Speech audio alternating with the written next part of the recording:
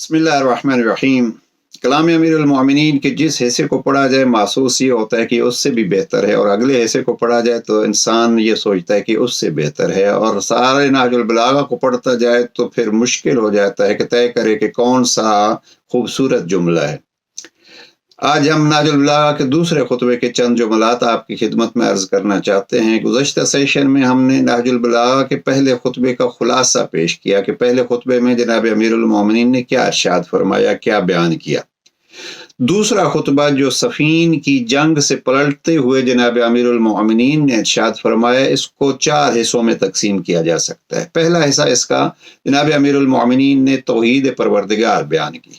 دوسرا حصہ اس خطبے کا وحدانیت اور گواہی توحید کو بیان کیا۔ تیسرے حصے میں جناب امیر المومنین نے جناب پیغمبر اکرم کی نبوت کی گواہی دی، آپ کی عظمت کو بیان کیا، اور جس وقت پیغمبر اکرم کو مبعوث کیا گیا اور وہ دور جو جناب پیغمبر اکرم نے اعلان نبوت سے پہلے دیکھا، اس دور کی چند جھلکیاں پیش کیں، اور آخر میں بڑے عجیب انداز سے جناب امیر المومنین نے 2 حصوں میں مقام اہل بیت، عظمت اہل بیت کو بیان کیا۔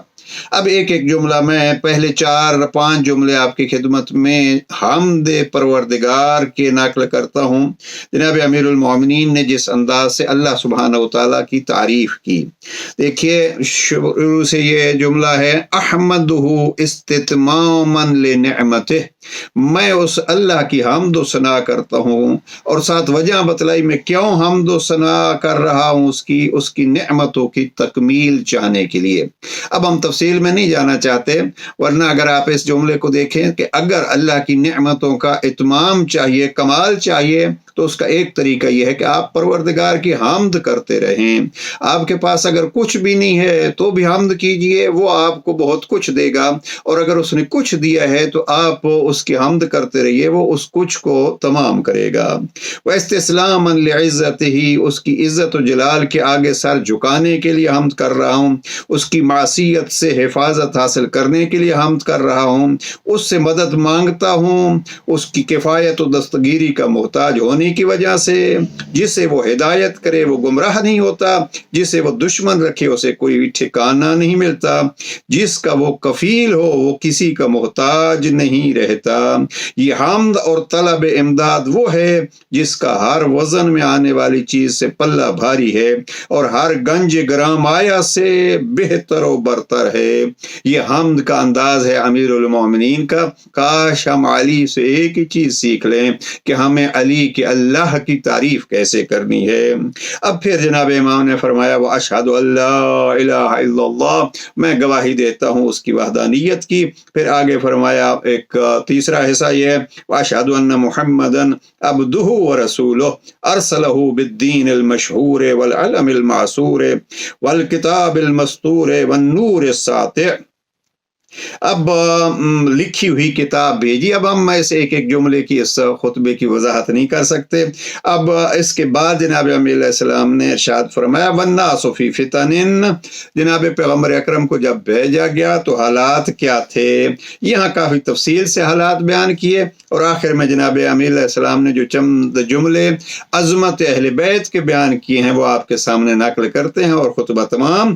امام فرماتے ہیں، ہم موضع سر، وہ سر خدا کے امین ہیں، اس کے دین کی پناہ گاہ ہیں، علم الہی کے مخزن اور حکمتوں کے مرجع ہیں، کتب آسمانی کی گھاٹیاں ہیں، دین کے پہاڑ ہیں، انہی کے ذریعے اللہ نے دین کی پشت کا خم سیدھا کیا اور اس کے پہلوؤں سے ضعف و کپ کپی کو دور کیا۔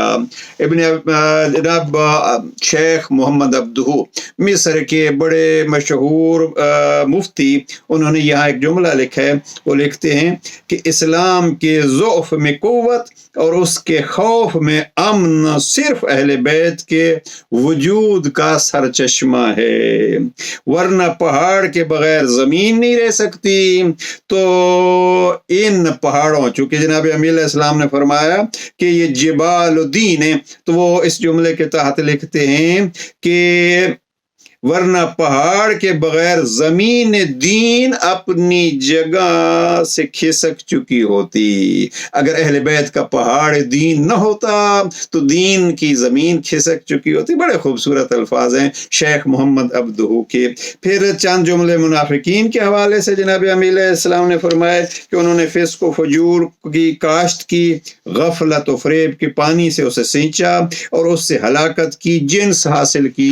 اور پھر جناب امیر علیہ السلام عظمت اہل بیت بیان کرتے ہیں۔ اب کیا کیا جائے، اس کا مطالعہ کیجئے، اور یہی ہے حقیقت نہج البلاغہ۔ لوگ اکثر پوچھتے ہیں نہج البلاغہ کی حقیقت کیا ہے؟ حقیقت نہج البلاغہ یہ ہے کہ علی نے اللہ کی حمد کا طریقہ بتلایا ہے، وحدانیت پروردگار کی دلیلیں دی ہیں، پیغمبر اکرم کی عظمت بتلائی ہے اور ان کی اطاعت کے ڈھنگ سکھائے ہیں، اور آل محمد کی عظمتوں کو واضح کیا ہے۔ امام فرماتے ہیں اب مجھے بہت پسند ہے یہ جملہ، جتنا میں سینکڑوں دفعہ اس کو دہرا چکا ہوں، لا یقاس بعال محمد علیہم السلام من هذه الامت احد ولا یسوى بهم من جرت نعمتهم علیہ ابدا۔ اس امت میں کسی کو آل محمد پر قیاس نہیں کیا جا سکتا۔ جن لوگوں پر ان کے احسانات ہمیشہ جاری رہے ہوں وہ ان کے برابر نہیں ہو سکتے۔ آل محمد وہ دین کی بنیاد ہیں، یقین کے ستون ہیں۔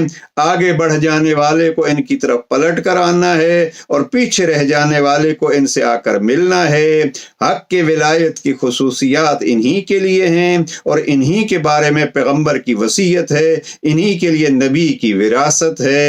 اب یہ وقت وہ ہے کہ حق اپنے اہل کی طرف پلٹ آیا اور اپنی صحیح جگہ پر منتقل ہو گیا، یعنی علی اب ظاہری خلافت پر بھی بیٹھے ہیں، اور حق دونوں اعتبار سے جو علی کا حق تھا وہ آج علی کے ہاتھ میں ہے۔ اس خطبے پر اتنی ہی بحث۔ بہرحال یہ خطبہ اس اعتبار سے بڑا دلچسپ ہے کہ جناب امیر علیہ السلام نے یہ خطبہ فرمایا کب؟ جب صفین کی جنگ سے واپس آ رہے تھے۔ وہ ایک بات واضح کی ہے جناب امیر المومنین نے کہ جہاں بھی علی کو موقع ملتا ہے علی اپنے مقام کی وضاحت کرتے ہیں، اور علی کا پہلا مقام کیا ہے؟ امام کا مقام ہے ہدایت۔ اس لیے علی امیر المومنین رب کی توحید بیان کر کے اور رب کی حمد ادا کر کے یہ واضح فرماتے ہیں اگر حمد سیکھنی ہے تو علی کے دروازے پہ آؤ، اور اگر توحید کی دلیلیں جاننی ہیں تو علی سے سیکھو۔ اس لیے کہ علی نبی کا نفس ہے، اور نبی نے خود فرمایا ہے کہ انا مدینۃ العلم وعلی بابها، اس شہر علم کا دروازہ بھی علی ہے، اور یہی ہے عظمت آل محمد۔ لا یقاس بعال محمد احد من هذه الامہ، اس امت میں سے کسی کو آل محمد سے قیاس نہیں کیا جا سکتا، یعنی کوئی ان جیسا نہیں ہے۔ اس خطبے کو پڑھیے۔ والسلام علیکم ورحمۃ اللہ۔